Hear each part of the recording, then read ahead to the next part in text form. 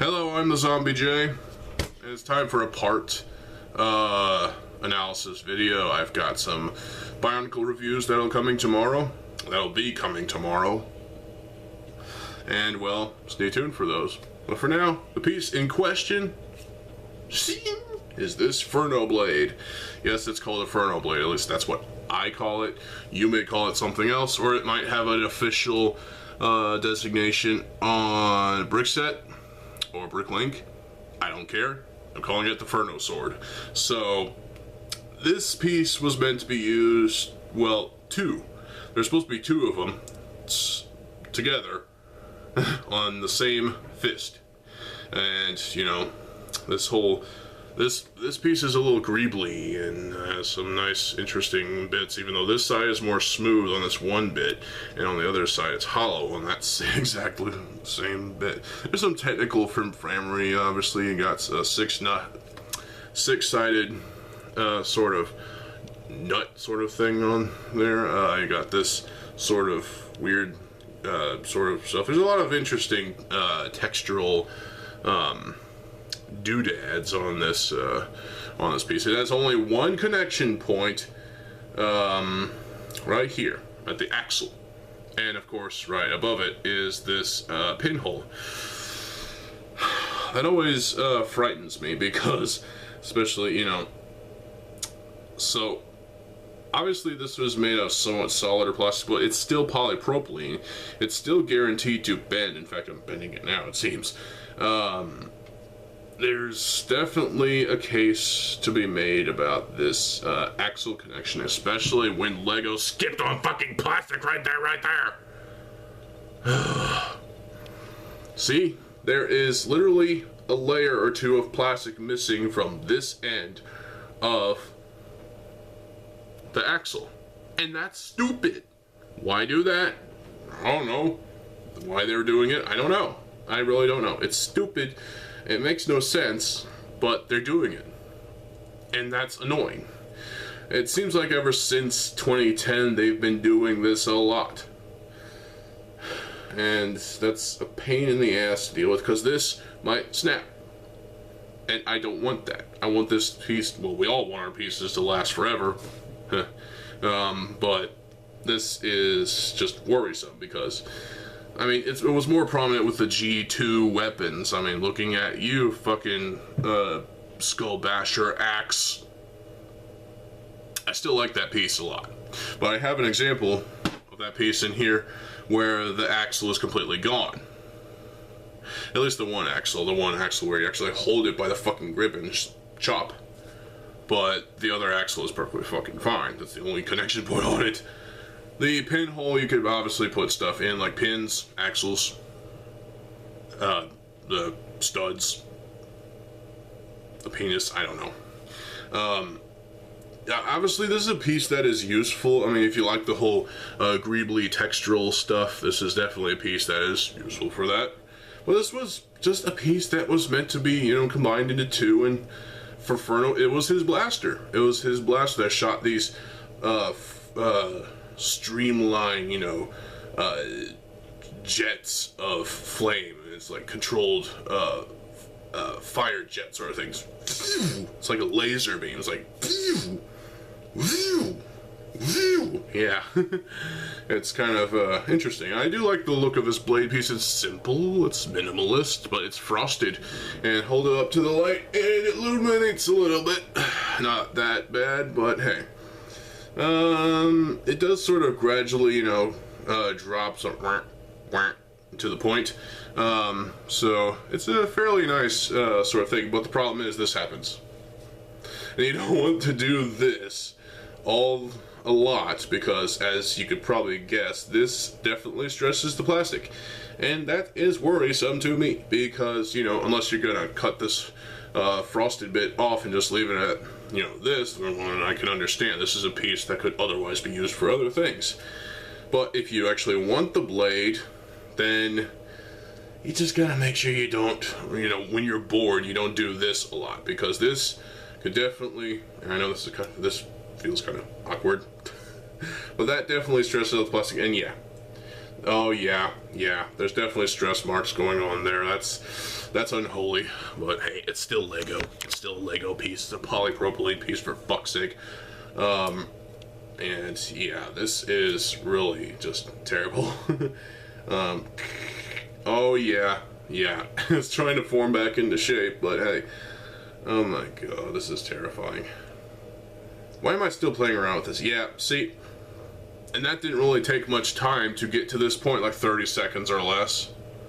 And it is definitely, there's definitely some stressage, there's definitely a pinch right there. And yeah, that's not okay. That is totally not okay. So if you're gonna do that, be warned, this piece could, you know, potentially fall apart. Well, at least the blade from the hilt, I guess. So if you don't want the blade, you could cut it off. But at the same time, it's actually a cool blade piece. I do like it. If you don't like the blade piece, okay, sure, whatever. This piece could be used, obviously, you can use like 5 of these to create like a wing of some sort. So you need like 5 of these per wing, maybe 6 if you're willing to go that far. This could also be used, on Inferno it was used as like wings as well, for the set at least. He didn't use that in the animation. Why would he? So he plucked these onto the back of his arms, upper arms. Kind of like what Natalie Breeze did with her boomerang pistols. It made more sense with Breeze because, well, she was an air-inspired character. Think about it, you bunch of fucks. I mean, seriously, this doesn't make as much sense as those boomerang pistols, but I mean, it looks more wing-like to an extent because of the sword end, but hey, you know, to each their own, I suppose. It's a pretty cool piece. It's just not bionicle enough of a piece. There's no defending this piece in terms of bionicalness. It's purely a Hero Factory piece, and that's its intention. It was intended to be used for Hero Factory. It was never intended to be used with anything bionicle. You could use it in a bionicle set. Hell, the first year of Hero Factory was bionicle inspired. We've got parts, recolors of parts from G1. Look at the fucking Hydraxon mask in black. Oh my god, that's a great color for that piece.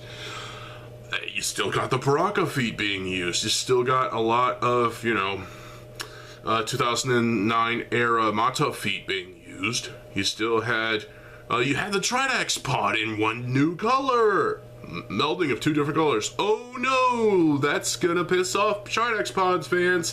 No, it's actually a pretty cool color combination. You know, it's combination. It's like the essence of nebulas. That's pretty cool. You know,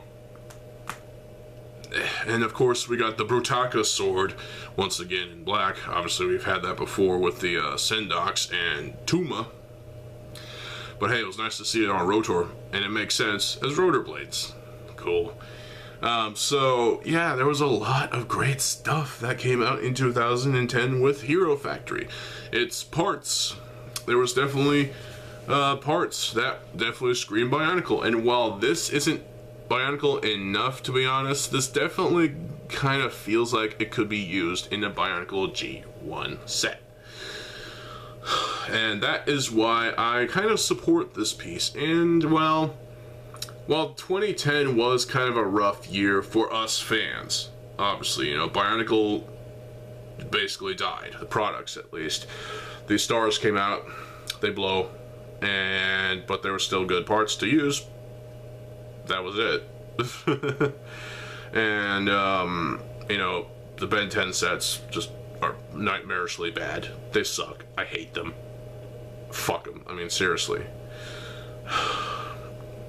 Then Hero Factory came out, and I advocated against it, but hey, I bought the sets anyway because, well, still use bionicle parts. Why not? So I felt like I could mock with some of the parts, and there you go. This is a piece worth adding to your collection if you haven't already, and worth experimenting with. You could use this again, like I said, wings. You can make wing piece out of this, you know, like 5 or 6 of these, and get creative with how you attach them together. Fuck off, camera. And this could also be used as like a wrist-mounted blade. So this is definitely as a weapon. It could be used to impale. Ow. So it's definitely a useful piece as a weapon, but more or less as like an undermounted, you know, wrist blade sort of thing. So there's definitely ways of doing that, but also, you know, you still have to be wary about this, because that's definitely the weakest part of this piece. And why am I still stressing it? This is about as stressed as I can go before I start getting really... Oh, look at that. It's fucking ruined now. I can't use this piece. Fuck it. But you see my point, obviously. This is kind of a piece that is flawed, both in design, because of this, and also practicality, but you can use it. You can even add it as textural things on a vehicle or on a Titan mock. You know, if you want to cut off the blade portion, use the rest of it sort of as texturing on like a Titan mock, if you will. Use it as, you know, part of the upper arms, maybe the legs, I don't know. Do whatever you want, you know? It is a piece that is worth experimenting with and worth playing around with and seeing what you can do with it. Because it is possible to, you know, get this piece to work with a certain mock. I've done it before myself. My mock Pyro to Fire uses 2 of these as wrist-mounted blades. And yeah, it's pretty fucking cool. So you can even use these as staff heads. Now, obviously, like this, it would be like a scythe of some sort, a weird looking scythe. But get 2 of these together, put them together, and come up with some technic parts to put right there. And there you have a head of a staff. That is pretty cool, actually. So, but there you go. That is this part video, and I'm still stressing the plastic on this thing. God damn it, you know what? Fuck. But yeah, this piece is pretty cool. It's just not bionicle enough, you know? And well, with that being said, I'm probably gonna have to throw this away now, but I've got a couple more of them, I think. And, oh, and it also appeared in the Jawblade set in a frosted sort of red color, and there really should have been more colors of these, to be honest. There was bootlegs, I think, that had different colors of this piece, but whatever. Anyway, stay tuned for more videos. I'm TheZOMBIEJ. I'll see you folks there. Have a good fucking day, and peace.